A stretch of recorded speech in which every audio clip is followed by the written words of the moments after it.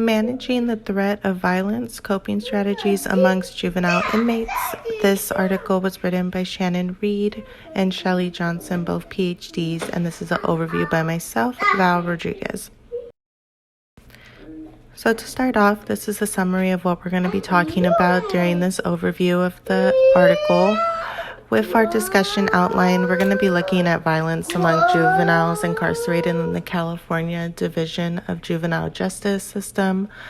We're going to be looking at the coping strategies that these juveniles use to avoid victimization while they are incarcerated. There are different types of juvenile offenders, so we're going to deep dive into exactly what type of juvenile offenders there are and what type of coping mechanisms they use depending on which category that they fall under. And then finally, we're going to look at those intervention and policy implementations that can be completed to help with coping strategies. So violence among juvenile inmates.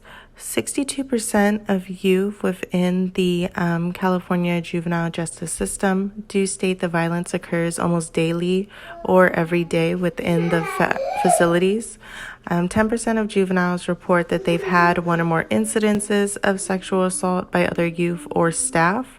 And when we're talking about violence within these facilities, we are talking about physical or emotional victimization. So that really can range on percentages. As far as the youth perception of how violence occurs, many of youth within this study had suggested they do not feel safe in facilities. A lot of them feel as though the staff will turn a blind eye if there is any type of victimization.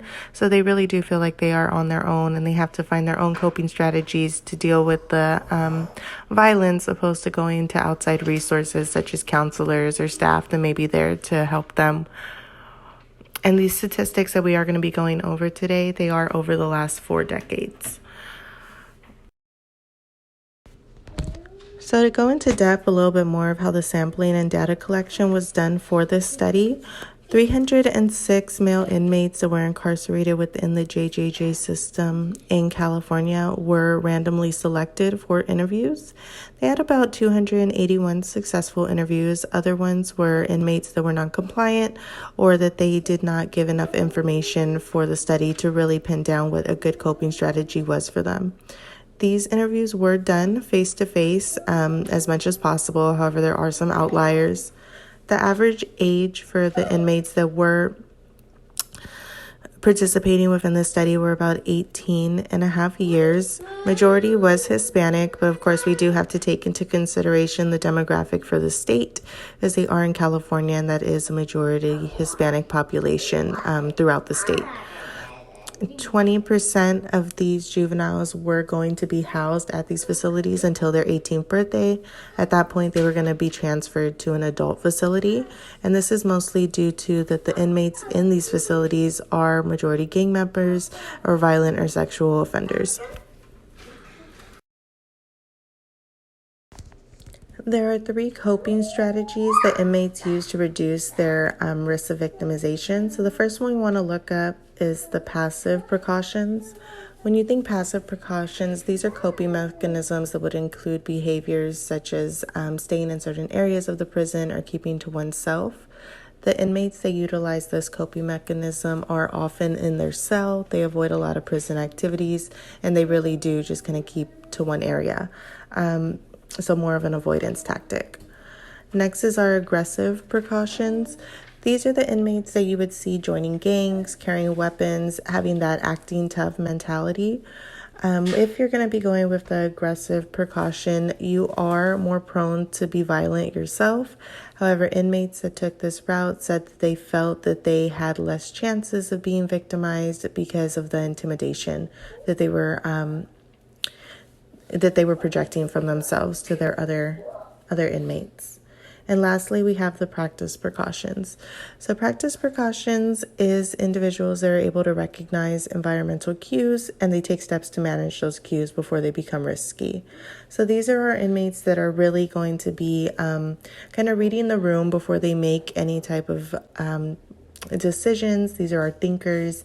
They really do become very selective when it comes to making friends. they keep with their group, and that's really how they are coping. They are going to be thinking of every scenario before they go into a situation, and they feel that this helps them be less of a target and reduces their risk of victimization within the facility.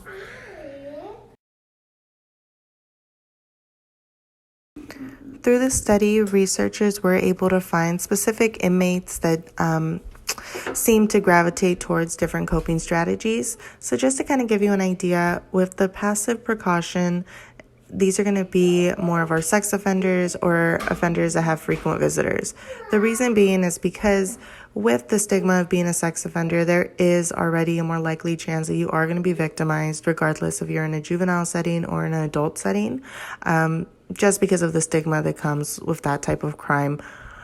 Secondly, the offenders that have frequent visitors, they're more cautious and don't really want to get into any type of violent situation because they are afraid that they may lose those visitation rights and really be, disappointing people that are coming and giving them that outside support that they need.